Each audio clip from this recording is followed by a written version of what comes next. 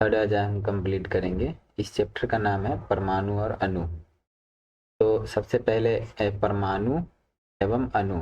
तो मतलब कि ये परमाणु कहते हैं क्या है, इसे कहते हैं, इसको हम एटम बोलते हैं इंग्लिश में, और अणु को मॉलिक्यूल्स बोलते हैं, मॉलिक्यूल्स। आज हम यही चीज यहाँ पे देखेंगे कि एक्चुअली में जो हमारा एटम्स हैं एंड मॉलिक्यूल्स है वो कैसा है, कैसे एग्जिस्ट करता है, क्या क्या फंक्शंस है इसके, ये सारे कुछ हम यहाँ पे स्टडी करेंगे। इस लेक्चर में आप बने रहो कंटिन्यू, इससे आपके एग्जाम्स में बहुत फ़ायदे होने वाले हैं। तो हमें क्या क्या पढ़ने हैं वो हम देख लेते हैं। सबसे पहला चीज़ हमें पढ़ना है द्रव्यमान संरक्षण का नियम, दूसरा पढ़ना है स्थिर अनुपात का नियम, उसके बाद पढ़ना है हमें डाल्टन का परमाणविक मॉडल, उसके बाद परमाणु और अणु। ये पढ़ने के बाद हम आगे की तरफ जाएंगे और यहाँ पे हम पढ़ेंगे, नीचे यहाँ पे दिया हुआ है परमाणु द्रव्यमान, परमाणु का अस्तित्व, संयोजन, ठीक है, अणुओं के प्रकार, ठीक है, आणविक द्रव्यमान, सूत्र इकाई और आणविकता। ये सारे टॉपिक हमें यहाँ पे क्या करने हैं, स्टडी करने हैं। आइए अब हम एक एक करके इन सारे टॉपिक्स को हम पढ़ते हैं और आगे अपनी नॉलेज को गेन करते हैं। सबसे पहली चीज यहाँ पे आई है हमारे पास रासायनिक संयोजन। रासायनिक संयोजन कहते किसे हैं, तो यहाँ पे कह रहा है इन्हीं दो या उससे अधिक, दो से अधिक पदार्थों के बीच रासायनिक अभिक्रिया के कुछ सिद्धांत पर आधारित होते हैं। तो मतलब कि कुछ ना कुछ सिद्धांत पर आधारित होते हैं, इस सिद्धांतों को रासायनिक संयोजन कहते हैं। तो अब क्या क्या सिद्धांत है वो नीचे दिया हुआ है, तो हम सिद्धांत देख रहे हैं। तो पहला सिद्धांत आता है यहाँ पे रासायनिक संयोजन के नियम में द्रव्यमान संरक्षण का नियम, ये हम अभी पढ़ेंगे। दूसरा आता है स्थिर अनुपात का नियम, ये भी पढ़ेंगे हम। तीसरा आता है गणित अनुपात का नियम, ये हमें इस क्लास में नहीं पढ़ना है। परमाणु अनुपात का नियम ये चौथा आता है, ये भी नहीं पढ़ना है हायर स्टडी में। उसके बाद ये आता है पांचवा, ये भी नहीं पढ़ना है, गे-लुशैक का गॉसिय आयतनों का नियम। ये 3 पॉइंट नहीं पढ़ना है, लेकिन ये 2 पॉइंट जो है एक्चुअली में रासायनिक संयोजन में जो वर्क करता है वो हमें यहाँ पे पढ़ना है। आइए आगे हम इसे आगे करते हैं।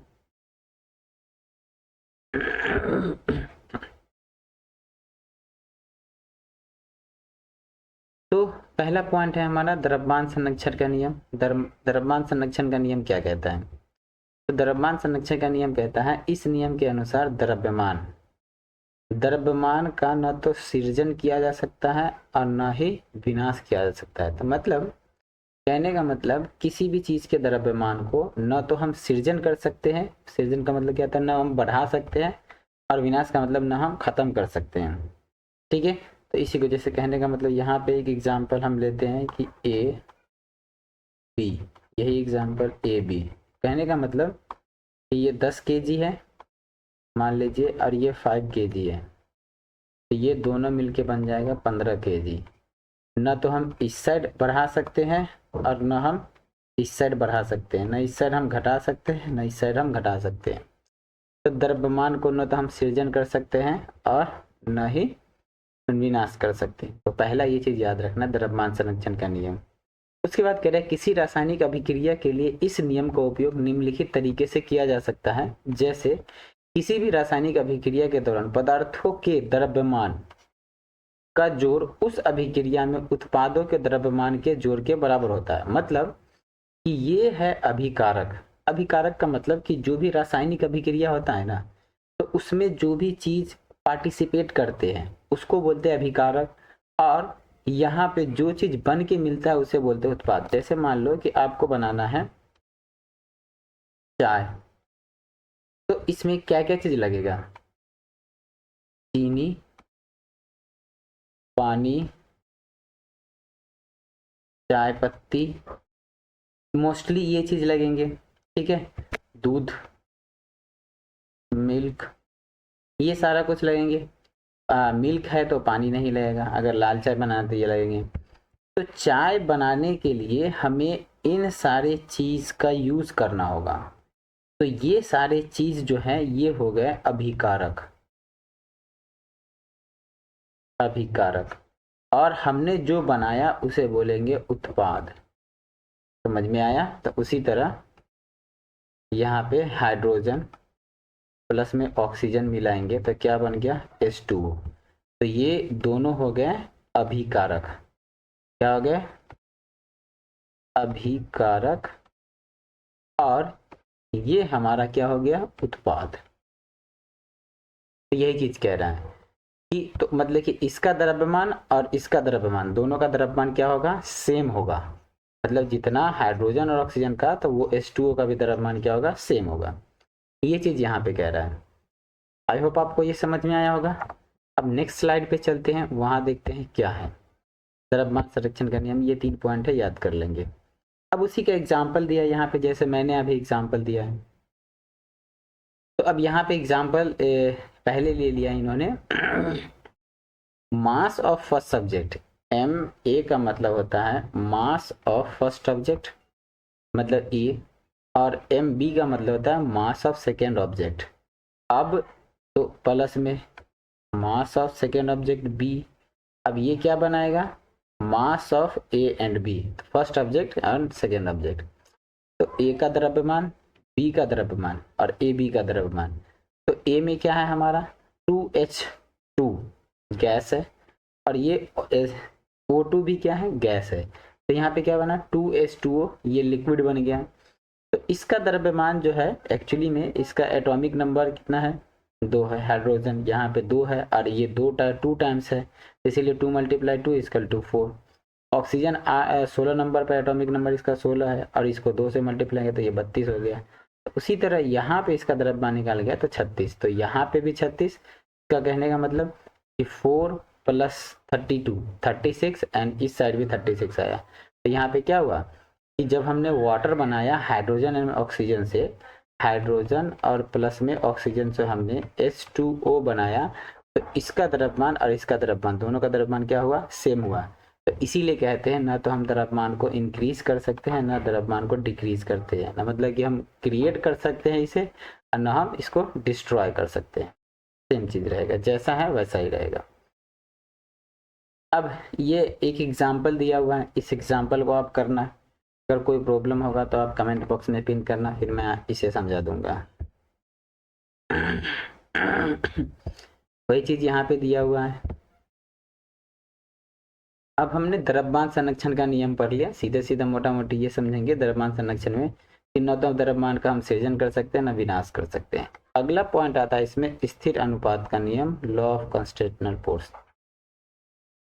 अब इसमें हम देखते हैं स्थिर अनुपात का नियम में, इस नियम के अनुसार कोई भी शुद्ध रासायनिक यौगिक सदैव उसी तत्व से निर्मित होगा जिससे वह मिलकर निर्मित हुआ है। कहने का मतलब कि कोई भी यौगिक बनेगा ना, वो उसी तत्व से बनेगा जिससे वो बना हुआ है, तथा इस तत्व के द्रव्यमान का अनुपात, इस तत्व के द्रव्यमान का अनुपात सदैव क्या होगी? समान होगी, हमेशा क्या होगा? इक्वल होगा।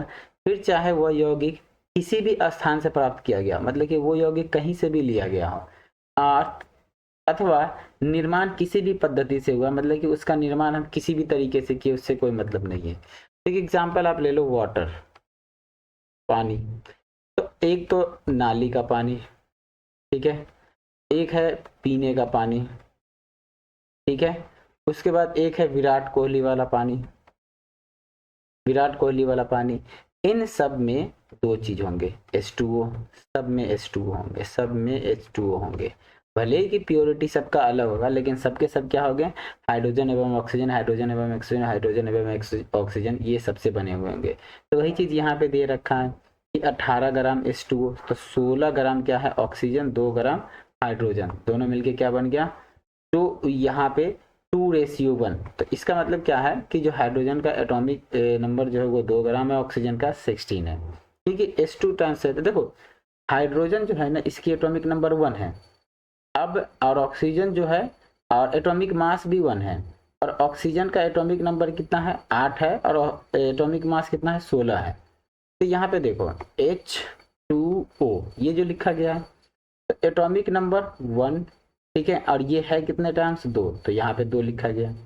उसके बाद यहाँ पे ऑक्सीजन है, ऑक्सीजन है, तो यहाँ पे क्या इसका एटॉमिक नंबर मास जो है वो कितना 16 है और गुने 1, तो 2:16।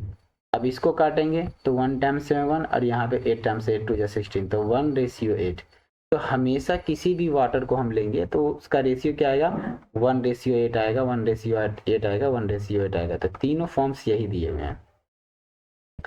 ऊपर प्रस्तुत उदाहरणों में H2O के अलग अलग द्रव्यमान वाले H2 के नमूने लिए गए हैं और उन पर सबसे हाइड्रोजन का ऑक्सीजन के द्रव्यमान का अनुपात हमेशा क्या है 1:8। तो वही चीज मैंने यहाँ पे समझाया था कि अलग अलग जगह से हम पानी लेंगे ना तो उसका द्रव्यमान क्या होगा, सेम होगा।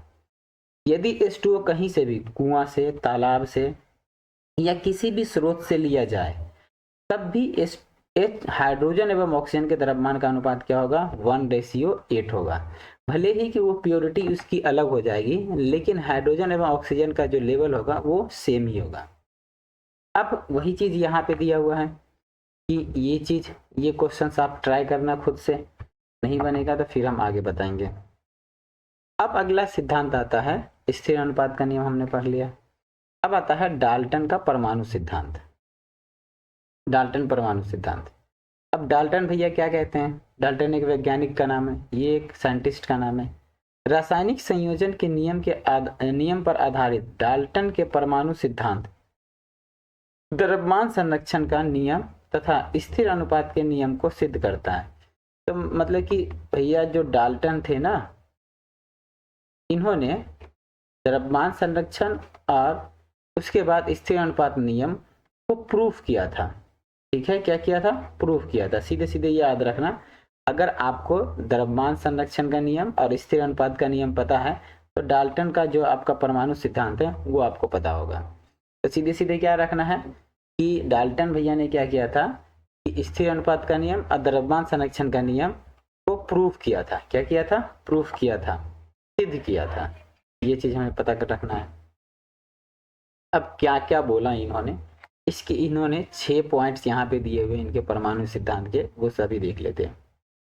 सभी द्रव्य परमाणुओं से निर्मित होते हैं, तो मतलब जितने भी द्रव्य होते हैं ना वो किससे बने होते हैं, परमाणु से। ठीक है, उसके बाद बोला परमाणु अविभाज्य सूक्ष्म कण है, इन्होंने बोला, जो कि रासायनिक अभिक्रिया में न तो उत्पन्न किया जा सकता है और न ही उनका विनाश किया जा सकता है। ये बात बोला उन्होंने। यह अंश द्रव्यमान संरक्षण नियम को सिद्ध करता है। तो दूसरा पॉइंट, दिए गए तत्व के सभी परमाणुओं के द्रव्यमान एवं रासायनिक गुणधर्म समान होते हैं। विभिन्न तत्वों के परमाणु द्रव्यमान एवं रासायनिक गुणधर्म भिन्न होते हैं और विभिन्न तत्वों के परमाणु परस्पर छोटी पूर्ण संख्या के अनुपात में संयोजित यौगिक का निर्माण करते हैं। यह अंश स्थिर अनुपात के नियम को सिद्ध करता है। किसी भी यौगिक के परमाणुओं की अपेक्षा संख्या एक प्रकार के निश्चित होते हैं। तो ये डाल्टन साहब ने जो बोला, इसके ये मतलब कि ये सारे स्टेटमेंट किन्होंने दिया, डाल्टन ने दिया। ये डाल्टन भैया ने सारे स्टेटमेंट दिए थे। तो ये चीज आप क्या करना, याद कर लेना, याद मत करना, समझ जाना। ठीक है, समझ लेना इसको। अब अगला आते हैं हम परमाणु के ऊपर। अब यहां से कहानी शुरू होती है असल केमिस्ट्री का। अब देखिए परमाणु, अब यहाँ पे सबसे पहले हम पढ़ेंगे परमाणु क्या है।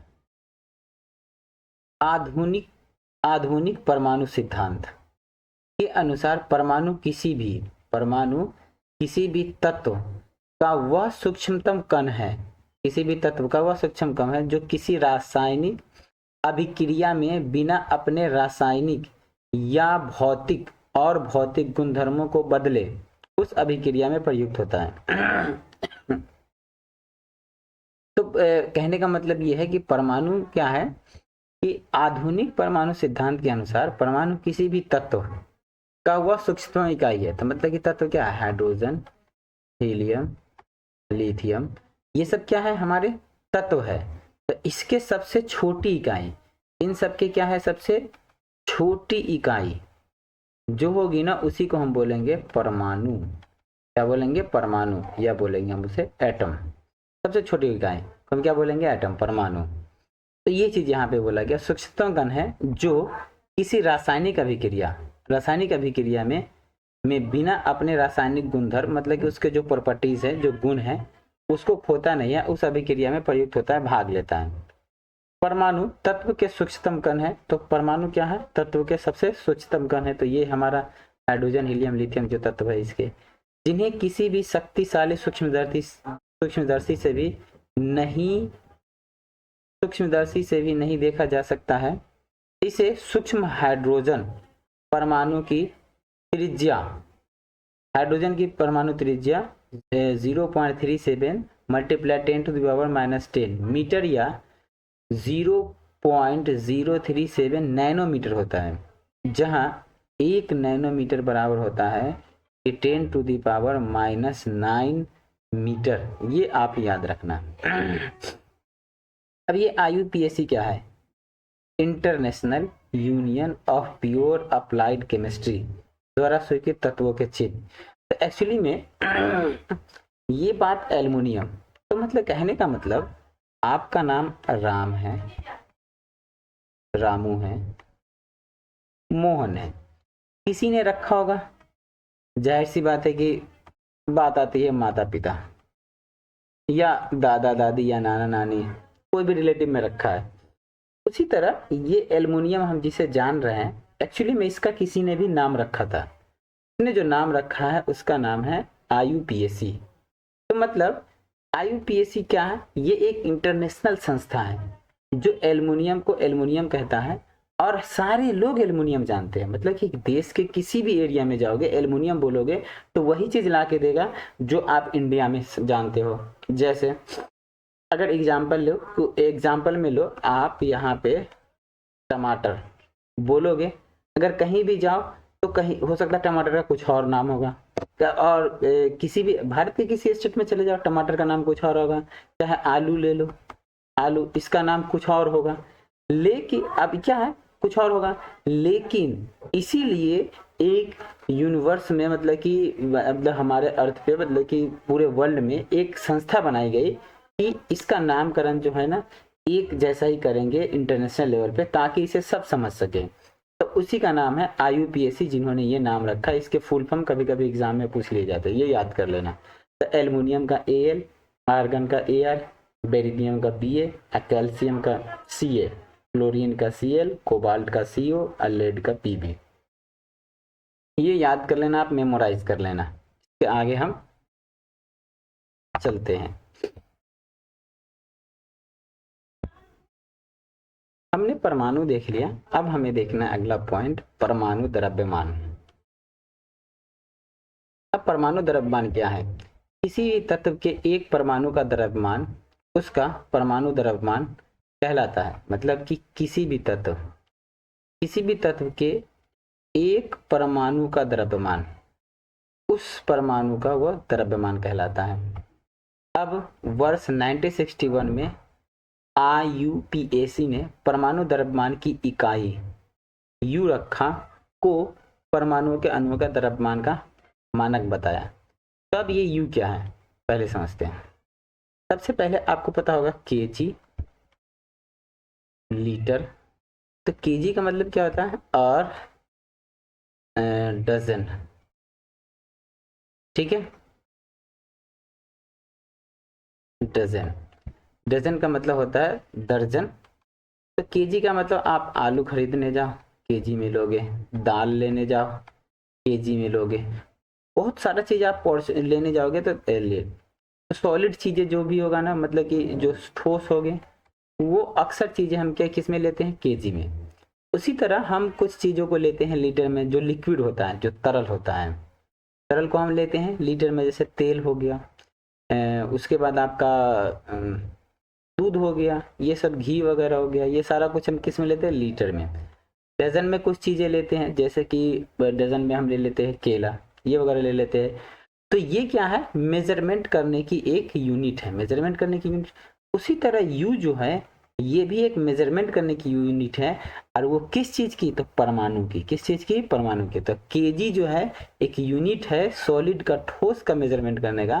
तो उसी तरह परमाणु को मेजर करने का जो यूनिट है वो क्या है? यू। क्या है? यू। तो ये चीज आपको समझ में आया यू क्या है? ठीक है, थैंक यू। आगे बढ़ते हैं।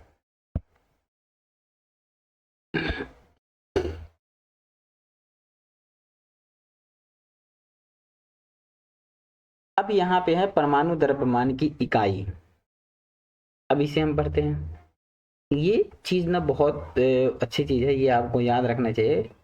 एक परमाणु द्रव्यमान की इकाई, इकाई का द्रव्यमान एक C12 समस्थानिक, C12 समस्थानिक के 1/12 के हिस्से के द्रव्यमान के बराबर होता है। मतलब कि एक U बराबर होगा 1/12 गुने C12, कार्बन 12, C का मतलब कार्बन 12 के एक परमाणु का द्रव्यमान होता है। तो कहने का मतलब यह हुआ कि एक U बराबर 1.66 गुने 10⁻⁻27 kg।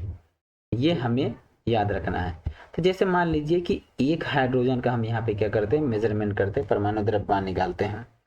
हमने क्या किया? एक हाइड्रोजन रख दिया यहाँ पे। अब क्या रखेंगे कि जो कार्बन 12 है ना, कार्बन का जो 12 भाग, और उसको क्या करेंगे? कार्बन 12वां को यहाँ पे रखेंगे और उसको मल्टीप्लाई कर देंगे 1/12 से।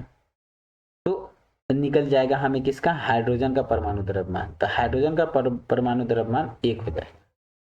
तो उसी तरह नाइट्रोजन यहाँ पे रखा हमने, तो हम क्या करेंगे कि यहाँ पे नाइट्रोजन का रखेंगे तो 1/12 C और कार्बन 12 रखेंगे, तो इसको करेंगे तो ये आ जाएगा 14।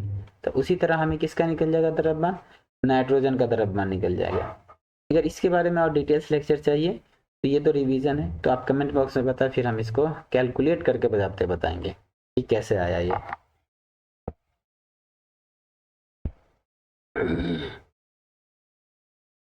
तो यहाँ पे हमारे पास कुछ तत्व दिए हुए हैं, जैसे कि hydrogen, helium, lithium, beryllium, boron, carbon, nitrogen, oxygen, fluorine, neon.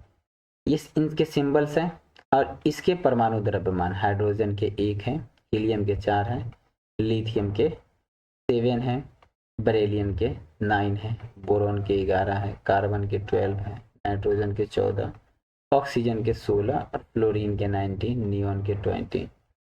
तो यहाँ तक दिया हुआ है, इसे आप याद कर लेंगे तो अच्छी बात है, क्योंकि आगे भी 10th में काम देगा ये। तो परमाणु किस प्रकार अस्तित्व में आते हैं? तो एक्चुअली में अब परमाणु कैसे आया ये हमें पता करना है। ज्यादातर तत्वों के परमाणु अत्यधिक अभिक्रियाशील होते हैं। अत्यधिक अभिक्रियाशील का मतलब होता है कि किसी भी तत्व से जल्दी अभिक्रिया कर लेता है, होने के कारण कभी कभी मुक्त अवस्था में नहीं पाए जाते। मुक्त अवस्था का मतलब अकेले, जैसे कि अकेले का मतलब कि जैसे हाइड्रोजन है, हीलियम है, तो और उसी तरह पोटेशियम है, ठीक है, पोटेशियम है। ये सब चीजें जो है ना, ये सब अगर कभी कभी ये अगर ये ज्यादा अभिक्रियाशील है तो ये अकेले नहीं पाएगा, किसी और तत्व के साथ मिल जाएगा, ठीक है। मान लो कि ये X है तो Y के साथ मिला हुआ रहेगा, ये चीज है। केवल निष्क्रिय गैस के परमाणु ही मुक्त पाए जाते हैं। निष्क्रिय गैस का मतलब क्या होता है कि जो किसी से अभिक्रिया नहीं करता है, जो किसी से अभिक्रिया नहीं करता है। अभी आगे हम पढ़ेंगे कि निष्क्रिय गैस इसे क्यों कहते हैं, अभिक्रिया क्यों नहीं करता है। इसके लास्ट सेल में 8 इलेक्ट्रॉन रहते हैं, तो ये किसी को देता नहीं, इसीलिए रिएक्शन नहीं करता। और डिटेल्स में हम पढ़ेंगे ये निष्क्रिय। ये याद रखना कि जो निष्क्रिय,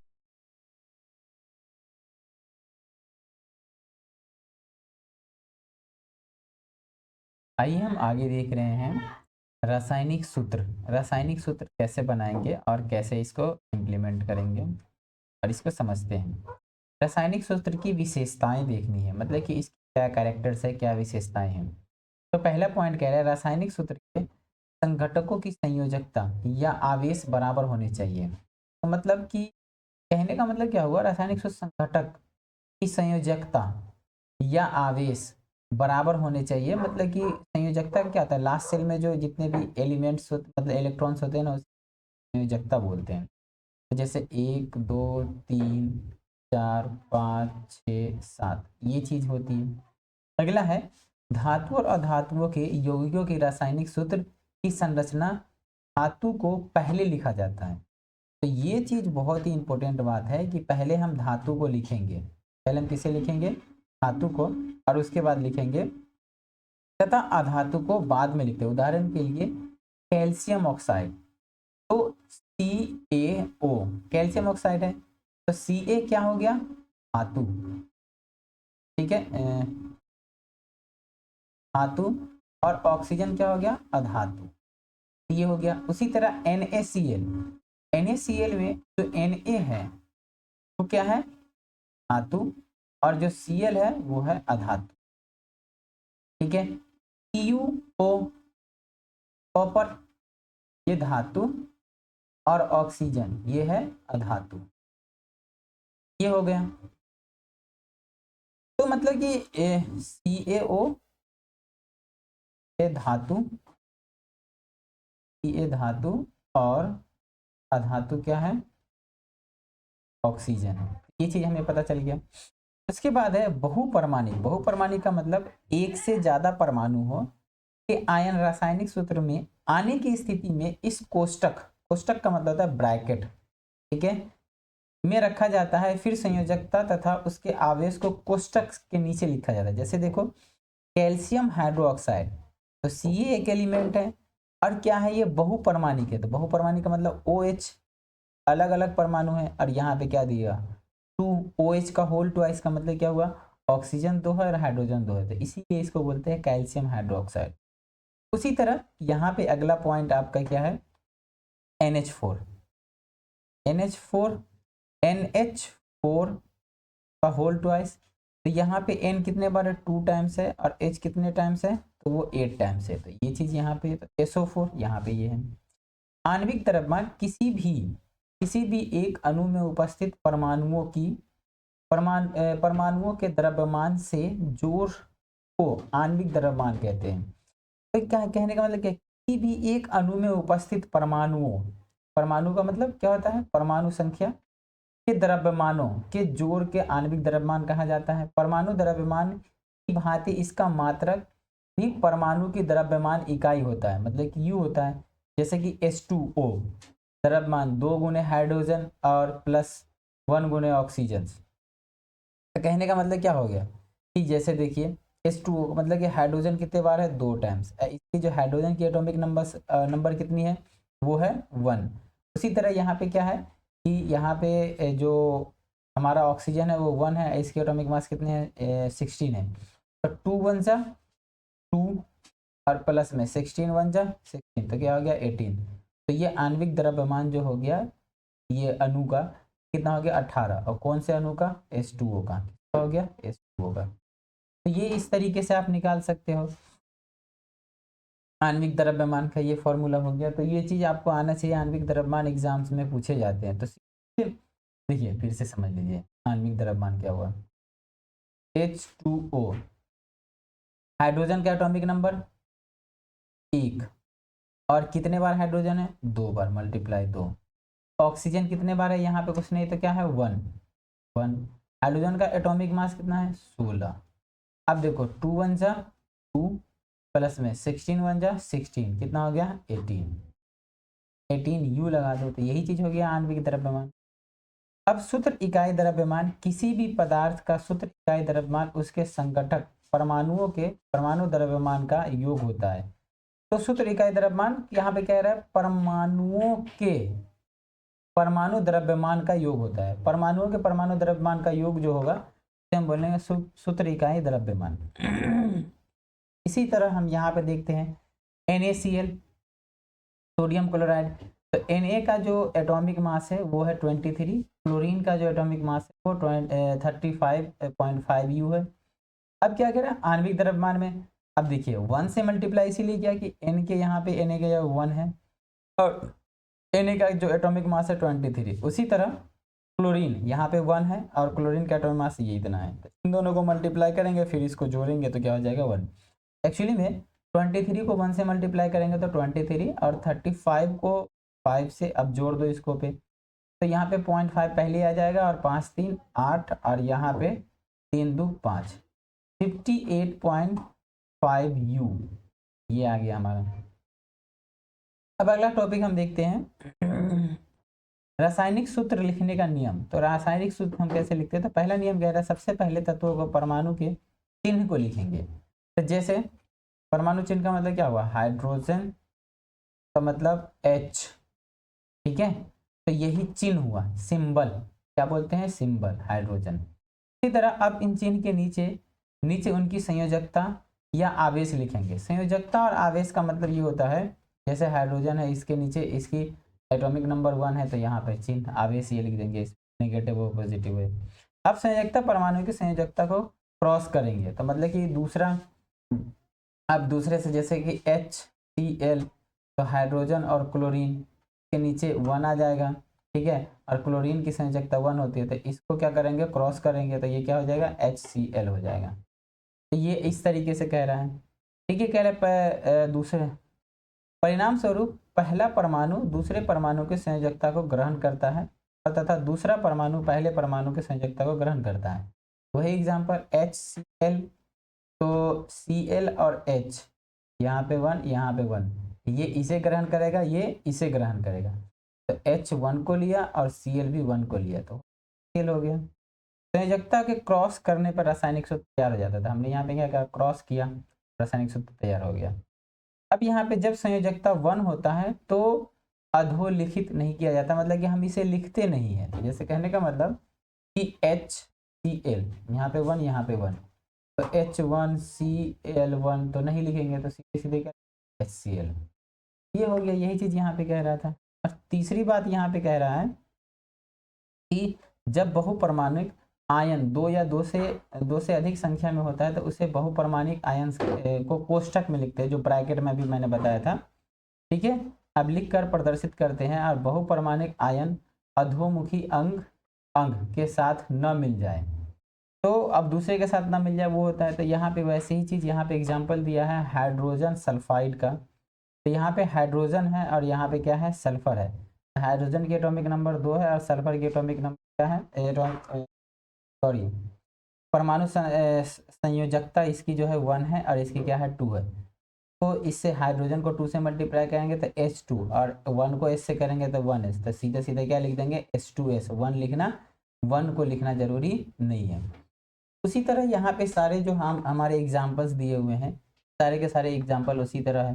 तो कार्बन के जो संयोजकता 4 होते हैं, ऑक्सीजन के 2 है, तो कार्बन को 2 से मल्टीप्लाई, इसको क्या करेंगे हम, 4 से मल्टीप्लाई, तो यहाँ पे क्या हो जाएगा, C2O4, तो यहाँ से 2 1 जा 2 और 2 2 जा 4, तो क्या हो जाएगा, CO2, ये हो जाएगा, कार्बन डाइऑक्साइड हो गया। इसी तरह HCl, जो एग्जाम्पल पहले बता चुका हूँ मैं, CCl4, कार्बन का 4 और क्लोरीन का 1, तो CCl4, तो यहाँ पे क्या लिख देंगे, कार्बन टेट्राक्लोराइड हो जाएगा।